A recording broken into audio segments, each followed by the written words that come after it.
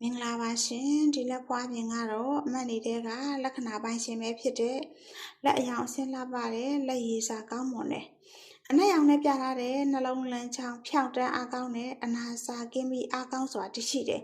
မြတ်တာရေးအိမ်အောင်ရေးအကျိုးပေးကံကောင်းမွန်မဲ့သူဖြစ်တဲ့အနီရောင်နဲ့ပြထားတဲ့ညံလန်းချောင်းရှေ့လျာအားကောင်းစွာတရှိတယ်ဉာဏ်ပညာထက်မြက်မဲ့အတွေးခေါ်ကောင်းမဲ့ဖြတ်ထိုးထိုးရင်းဉာဏ်ကောင်းမွန်မဲ့သူဖြစ်တဲ့အဆက်ရောင်နဲ့ပြထားတဲ့အသက်လန်းချောင်းကလည်းရှင်းလင်းအားကောင်းစွာတရှိတဲ့အသက်လန်းချောင်းနဲ့ညံလန်းချောင်းကွာဟနေတယ်လက္ခဏာရှင်ကလွတ်လပ်စွာတွေးခေါ်ဆုံးဖြတ်ဆောင်ရွက်မှုကိုနှစ်သက်မဲ့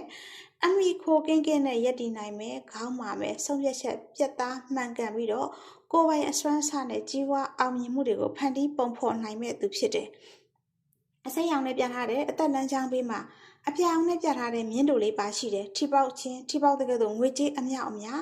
အဆုတ်လိုက်ပုံလိုက်ရရှိခြင်းတွေကိုတွေ့ကြုံရလိမ့်မယ်အသက်လန်းချောင်းမှာတရိကံပါတယ်အဝါရောင်နဲ့ပြထားတဲ့ထိပေါက်ကံအထူးကောင်းမွန်မဲ့သူဖြစ်ပါတယ်ဘဝမှာထိစုကြီးကြီးမားမားတစ်ချိန်ပေါက်တတ်တဲ့ငွေကြေးအမြောက်အများရရှိပြီးဘဝအဆင့်တန်းတိုးတက်မြင့်မားပြောင်းလဲခြင်းတွေကိုရရှိပိုင်ဆိုင်မဲ့သူဖြစ်တယ်မိမိရဲ့လက္ခဏာနဲ့ကန်ဆာတာအသေးစိတ်ကိုသိရှိလိုပါကဆီယမမေဖုံးမြက်နှက်ခတ်ပေးတင်ပေးမှာဝင်ရောက်မေးမြန်းနိုင်ပါတယ်ရှင်